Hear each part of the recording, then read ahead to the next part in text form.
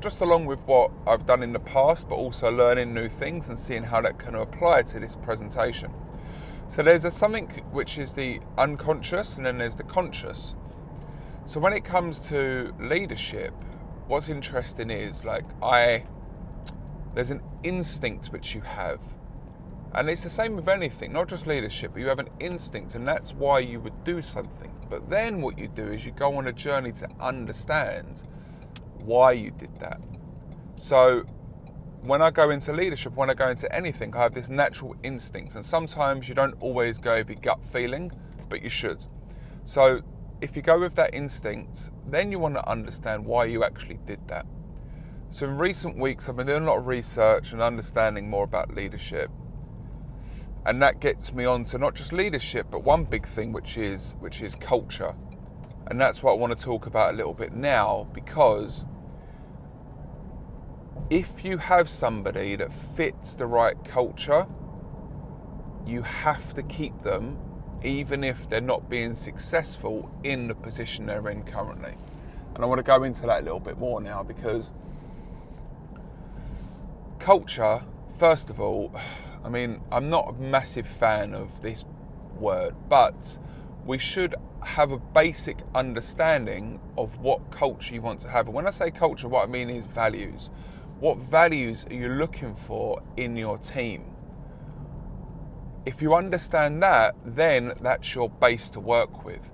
And again, I've been on this journey. So when we talk about culture and the type of team we want, and there's a book, Jim Collins, Good to Great, and what he talks about is having people on the bus, having the right people on the bus in the right seats. But I want to go back a little bit further and say, well, what is the bus that you want? What is that type of bus that you want? Because if you don't understand that, that's the foundation of everything, and then that's what you work from. So what is that bus that you actually want? And I'm not going to go through it with you now, but you need to ask yourself these questions, like, what is the values that you want to define for your team that you're looking to build? And not just the values for your team, but also the values for your type of leadership as well. If you can understand that better, then that is your foundation. And then when you understand the values that you're looking for in a person, even if they're not doing so good within the role they're currently in, because it's so hard to find people that align with the values that you have, you really need to try and find a place for them. And I've seen this in teams that I've observed. I've seen this in other parts of the business where that person just has not done well at all within that team, within that role. But their manager had a conversation with them and saw that that's the type of person they want in their team. And yes, they tried their best to make them successful in the role they were currently in, but they realized that that wasn't for them.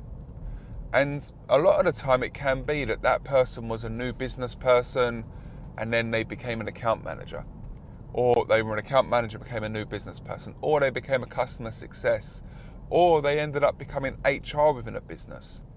So what is the values that you look for in that person or in that team, and then see if those people align? And it's tough, it's really tough, but that's where you have to go on this journey now. And it's not as easy as just watching a 10-minute podcast from me. Go. Yeah. Oh my God. See, this is the guy was actually shocked that I let him go. The guy was shocked that I'm in the car now and I've just let someone pull out of their turning, and the guy was shocked. That's how crazy it is. Oh my God, and he's just absolutely cut someone up. What an absolute moron. There we go. This is what I wanted in a car as well, actually seeing how bad people are driving here. And also at a crossing, no one says thank you. My dad goes mad with that. Thank you. Yeah, you're welcome. Okay, so the values that you need within the team, that's the foundation. Now what Jim Collins says is, you've got the bus, now you need to have the right people in those seats on the bus. And that's why you don't just fill seats up. A lot of people go, they've got a revolving door, okay? Get a load of people in, see what works, But the truth is, if you've not got the right onboarding in place, if you've not got the right learning in place, then those people is just going to be an absolute churn. So you've got to understand, like, what is the dynamic of the people that you want in there. And that's what's so interesting to go on this journey now as well, because, and I'm not going to go into too much detail now, but there's these personality tests. And again, I've gone on this big learning journey, and there's this thing called WIDGET, and each letter defines what type of personality you are. And when they do this test, you can't have more than 2. And what's really interesting in this as well is, again, like, until I learned this, I didn't really even know what nouns and verbs really were, okay? So forgive me for sounding stupid here. But there's what you do and there's what you are. So when you do this test, there's things that you do, but what they're looking for in this test is things that you are. And when you take this personality test out of the widget, which is WIDGET, maybe on the video I'll put what those acronyms actually stand for. I'll put it in the comment box so you can check those out.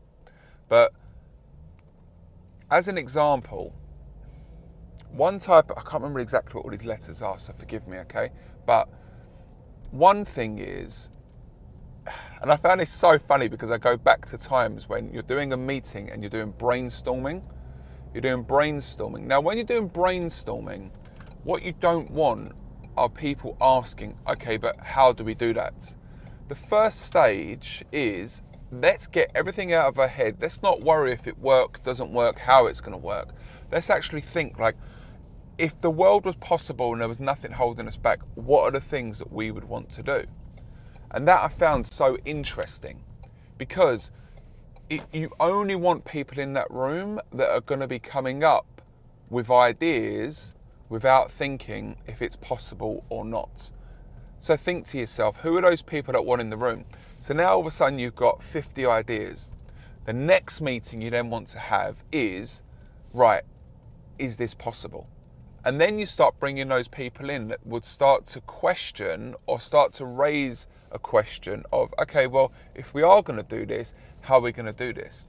So again, think to yourself, if I'm in that first meeting, there's so many people that are stopping creativity because they're not allowing, the question always is, well, how are we meant to do that?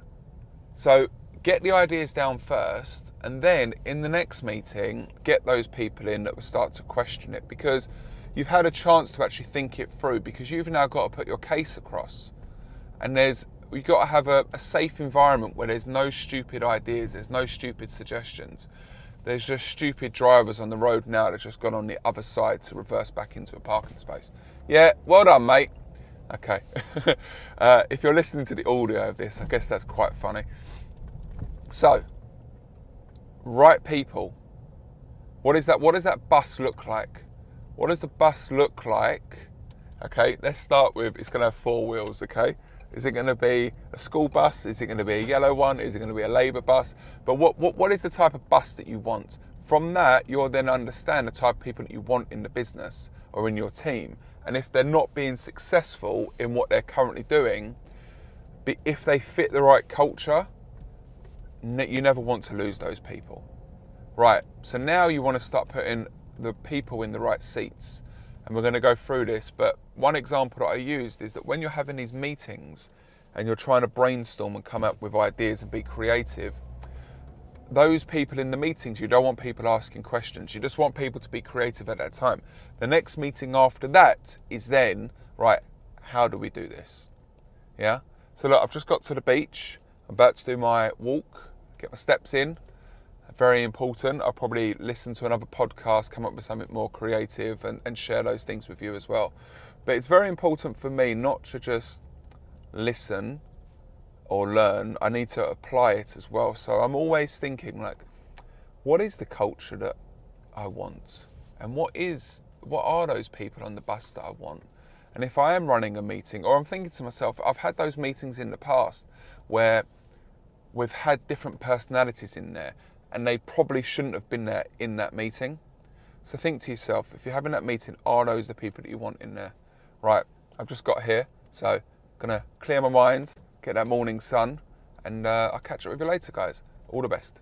If you are enjoying this, because I think this is a nice way for me to get things off my chest, get some value out to the community.